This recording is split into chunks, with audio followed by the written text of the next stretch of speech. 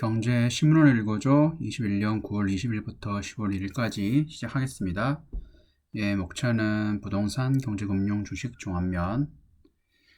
부동산부터 시작하면은 고덕 재건축 막히자 강동구 리모델링 바람, 규제업소 재건축 대안 부각, 고덕 하남 1차 안전진단 통과, 배재현대 조합 설립 동의서 걷어 암사 선사현대 2938가구도 추천, 고덕동 전용 59제곱미터 12억 신고가, 사업성 확보 쉽지 않아 지적도. 서울 강동구 일대 노후단지를 중심으로 리모델링 바람이 불고 있다. 재건축 사업이 마무리 단계에 들어선 고덕동 상일동에서 리모델링 추진 아파트가 속속 등장하고 암사동에서는 2,900여 가구의 대단지가 리모델링 열풍에 합류했다. 용적률이 높아 사업성이 떨어지는 노후단지를 중심으로 리모델링 추진 열기가 확산될 것이라는 게 전문가들의 분석이다. 일각에서는 리모델링 특성상 사업성 확보가 쉽지 않다는 지적도 많다. 심교원 건국대 부동산학 교수는 기존 아파트에서 층수를 최대 3개층 올려짓는 수직 중층을 통해 사업성을 확보할 수 있지만 까다로운 안정성 검토 과정을 통과하기 쉽지 않을 것이라며 재건축을 원하는 주민들과의 갈등이 발생할 수 있다는 점도 문제라고 말했다. 허그 분양가 인근 두 번째, 비슷한 단지 시세 반영한다. 고분양가 심사기준 개편 확정, 규모 브랜드 감안, 분양가 산정 지방 정비사업 활성화 기대, 기존과 크게 달라진 것 없다. 공급 확대 효과 미지수 지적도. 주택도시보증공사 허그가 고분양가 심사제도 개편안을 29일 확정 발표했다. 신규 단지 분양가 책정 때 규모와 브랜드 인지도가 비슷한 인근 단지 시세를 반영해 분양가를 적정 수준으로 맞춘다는 게 주요 내용이다. 그러나 건설업계에서는 이번 개편안이 시행돼도 지나치게 낮게 책정되어 분양가를 합리적인 수준으로 끌어올리기엔 역부족이라는 지적이 나온다. 허그는 이날 고분양가 심사와 관련한 민간 건의사항을 반영해 불합리한 부분을 개선하는 방향으로 제도를 정비했다며 개편안을 내놨다. 허그는 지난 2월 주변 시세의 일정 비율 85에서 90%를 상한으로 정하는 등 고분양가 심사 기준을 전면으로 개정했지만 건설업계에서는 분양가 산정 기준 등을 두고 개선 요구가 끊임없이 제기되어 왔다. 허그는 고분양가 관리지역 내 분양 보증심사 때 비교 사업장 분양가와 인근 시세 등을 고려해 분양가의 적정성을 판단한다. 선분양 단지에 대해 분양가가 일정 기준보다 높으면 보증을 거절하는 방식으로 고분양가를 통제한다. 지금까지 주변에 A나 B가 없는 경우 A 또는 B 하나의 평균 분양가만으로 분양가를 산출하는 경우가 많았지만 앞으로는 비교 사업장 선정 기준을 완화해 A와 B 한 개씩을 반드시 정한다는 방침이다. 또 심사 결과 분양가가 현저히 낮다는 판단이 되면 해당 시공구의 최근 1년간 평균 분양가를 반영해 합리적인 수준으로 올리기로 했다. 사업 안정성과 예측 가능성을 높이기 위해 고분양가 심사 기준 공개 범위도 대폭 확대했다. 비교 사업장 선정 평점표, 인근 사업장의 건축 연령별 가산율 등이 공개된다. 업계에선 특히 인근 시세 산정 때 적용되는 준공 20년 이내 기준이 그대로 유지된 것이라고 문제라고 지적한다. 구축 아파트가 밀집한 구도심이나 외곽지역 분양가는 낮게 책정될 수밖에 없다며 기준을 준공 5에서 10년까지 낮추고 비교 사업장 거리 기준 반경 1km 이내도 대폭 완화할 필요가 있다고 강조했다. 다음 경제 금융 주식. 첫 번째, 당분간 상승 모멘텀 안 보여. 종목별 차별화 심해질 듯. 연말까지 지루한 박스권 장세. 백신 접종 테이퍼링이 변수. NH증권은 선진국은 이미 리오프닝 한국 수출주들 수혜 축소될 것. 유통 엔터 통신 등 소비주 관심. 금리 본격 상승 금융주 주목해야.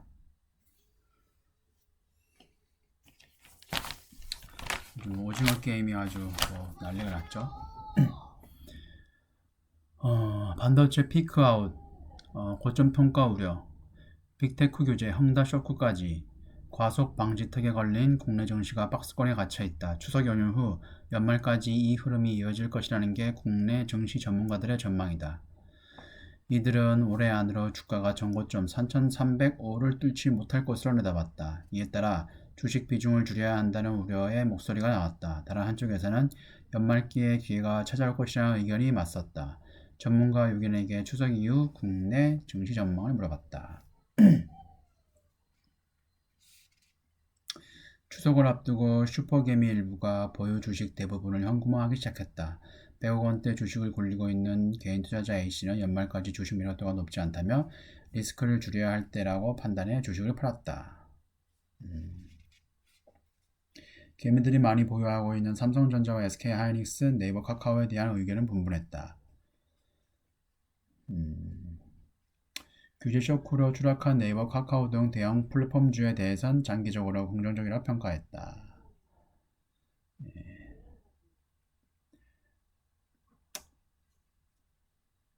여러분이 여러가지 다른 관점으로 말씀을 했습니다. 김학균 센터장은 기대업종은 제약바이오 건설주, 신진호 운용대표는 미래에셋자산, 반도체 소재 장비주, 그 다음에 오태동 NH투자증권 본부장은 국내 내수 소비주 다 좋다고 얘기한 거예요.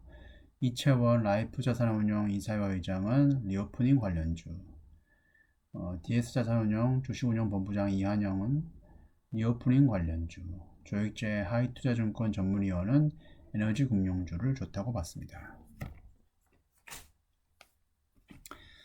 다음 미국 긴축 시기에 빨라졌어도 완화 기조 유지, 9월 고용지표가 변수, 페드 인플레 목표치 초과 판단, 테이퍼링 일정 내놨지만 파월, 기준금리 인상 위한 조건은 테이퍼링보다 훨씬 엄격, 내달 고용시장 개선 여부 지켜본 뒤 긴축 정책 속도 결정할 듯.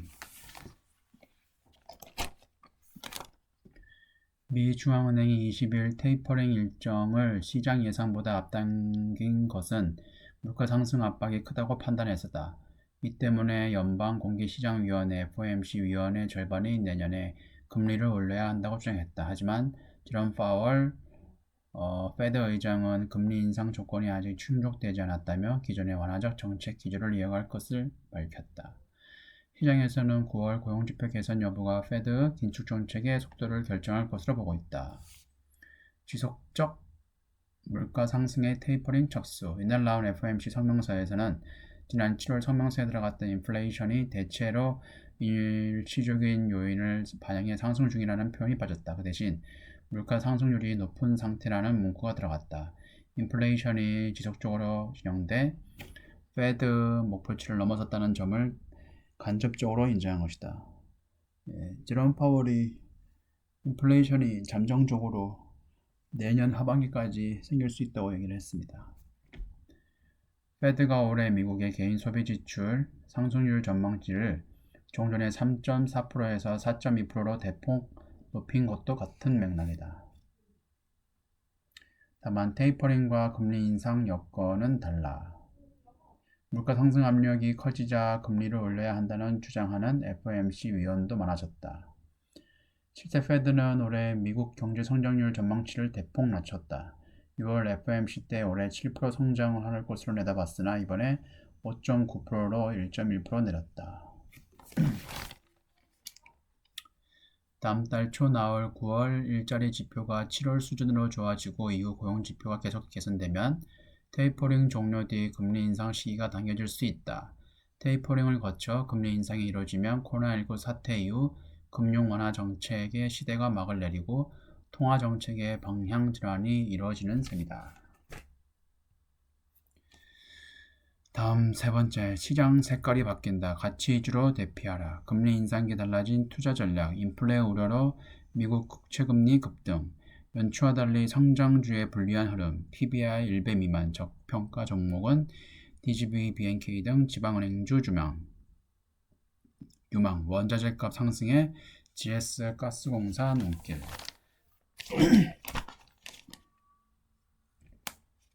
여전히 주식 말곤 대안이 없다. 29일 월스트리트저널의 기사 제목이다. 인플레이션 우려로 금리가 상승하고 있지만 아직은 유효한 시점이라는 의미다. 여전히 주식 말곤 대안이 없다. 국내 시장 전문가들도 주식 시장을 떠날 상황은 아니라고 말한다. 대신 금리가 급등하면 시장의 색깔이 빠르게 변화하고 있는 만큼 경기 민감형 가치주로 무게중심축을 옮겨가야 할 때라고 분석했다. 큰 제목 하나가 전부 그 내용이네요. 국제 유가와 천연가스 가격 상승 등 원자재 가격 상승세에 올라탄 기업 중에는 PBR 100이 미만인 곳이 많다. GS와 한국가스공사가 대표적이다. 두 회사는 지난 한 달 주가가 각각 5.29%, 34.39% 상승했다. 와, 공기업이 엄청났네. 마지막 종합면. 중국 헝다 이자 못 내고 임금 체불, 디폴트 우려 커졌다. 23일 달러 이자 결국 지급 못해 전기차 계열사는 직원 급여가 밀려. 헝다, 중국 당국 구제 기대하지만 관영 매체는 큰 기업 아니다. 중국 은행들 대출 부담 크지 않아.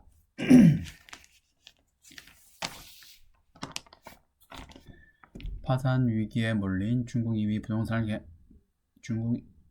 부동산 개발 업체 헝다그룹이 지난 23일로 예정됐던 달러 표시 채권 이자를 제대로 지급하지 못한 것으로 알려졌다.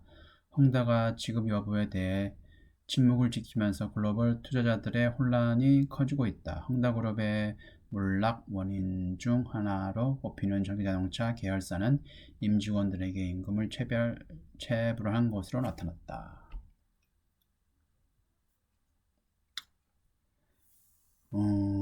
헝다 부동산 부문 국유화되나? 중국 중앙정부가 지방정부들의 헝다의 몰락에 대비할 것으로 지시했다고 보도했다. 이 역시 중국 당국이 헝다에 시간을 주면서 점진적인 구제에 나설 수도 있을 것이란 기대와는 상반된 신호다. 지방정부에 내려온 지시는 사회불안 차단, 일자리 감소 대비, 주택 구매자 및 경제 전반에 대한 파장 완화 등이다. 여기 CEO가 엄청 배당금을 많이 챙겼습니다. 그리고 헝다차 직원들의 매달 초 1차 급여를 받고 20일에 2차 급여를 받지만 중간관리자급 직원들이 이달 2차 급여를 수령하지 못한 것으로 알려졌다. 헝다차는 협력업체들에도 지난 7월부터 공장 설비 대금을 주지 못하고 있다. 이는 헝다그룹의 채무 문제가 핵심 사업 외 영역에도 영향을 끼치고 있음을 보여준다고 블룸버그는 설명했다. 네, 3프로TV에서 전문가들이 나와서 얘기를 하는데 헝다그룹을 그냥 망하게 두는데 아마 CEO를 교체를 하지 않을까, 국유화를 하고 아마 그럴 가능성이 높다고 얘기를 합니다. 다음, 원유 수요 느는데 공급 위축 지속. 그리고 헝다그룹에 국유화되고 아니면 몰락하더라도 경제 시장에서는 큰 타격이 없을 거라고 대부분의 전문가들이 얘기를 하고 있습니다. 원유 수요 느는데 공급 위축 지속. 현가스 값도 7년 만에 최고. 3분기 여행 이동 수요 늘며 원유 소비 예상 밖으로 증가. 원유 가스 시설 밀집한 멕시코만 허리케인으로 직격탄 맞아. 중국은 16개 성 전력 제한, 골드만삭스 등 투자은행 유가 전망 상향 조정. 원유와 천연가스를 중심으로 에너지 가격이 급등하고 있다. 코로나19 델타 변이 바이러스 충격에서 벗어나면서 수요는 증가하는데 공급은 대래 줄고 있어서다. 에너지 가격 급등은 전력난으로 이어지고 이로 인해 주요 공장들은 생산 차질을 빚고 있다. 공급난은 또다시 글로벌 인플레이션 강도를 높이고 시중금리 상승의 요인으로 작용할 전망이다. 이런 에너지발 악순환이 지속되면 경기 회복이 더뎌져 스태그플레이션, 물가 상승 속의 경기 침체로 이어지는 것 아니냐는 우려도 나온다. 서로 가격 끌어올린 원유와 천연가스, 국제유가가 3년 만에 최고치를 경신한 첫 번째 이유로는 수요 증가로 꼽힌다. 중국을 중심으로 세계 원유 수요는 팬데믹 이전 수준을 회복하고 있다. 석유 수출국 기구 오펙은 9월 월간 보고서에서 3분기의 여행과 사람 이동이 늘어나 원유 수요가 회복세를 볼 것으로 전망했다. 예, 중국 같은 경우에 지금 전력난이 심각하다고 하는데, 그거는 일단 자존심을 세우려고 호주에서 받고 있는 석탄을 전량 하나도 안 받고 있답니다. 그런데 대신 러시아에서 받고 있다고 합니다. 이에 대해 원유 공급은 줄어들고 있다. 이거 관련된 게 아니네요. 대표적인 곳은 멕시코만 지역이다. 멕시코만에서 생산되는 원유는 미국 전체 생산량의 17%를 차지한다. 원유 핵심 공급 원인인 이곳은 지난달 풍속 기준 4등급이었던 허리케인 아이다의 직격탄을 맞았다. 지난달 말 기준으로 이 지역의 원유 생산량은 이전보다 91% 감소했다. 여전히 멕시코만의 원유 생산 설비 24%가 가동을 멈춘 상태다. 유가 90달러 넘어 100달러 간다. 원유와 천연가스 가격이 급등하자 중국을 비롯한 주요 국가들의 전력난이 심해지고 있다. 애플과 테슬라도 타격을 받았다. 중국 등에 있는 핵심 협력사 공장이 제대로 가동되고 있지 않기 때문이다. 공급 부족 문제는 단기간 내에 풀리지 않아 국제 유가는 계속 오를 것이라는 전망이 많다. 유가 급등 우려가 커지면서産油国들이 증산에 나서야 한다는 지적이 나온다. 네, 여기까지고요. 지금까지 시청해 주셔서 감사합니다.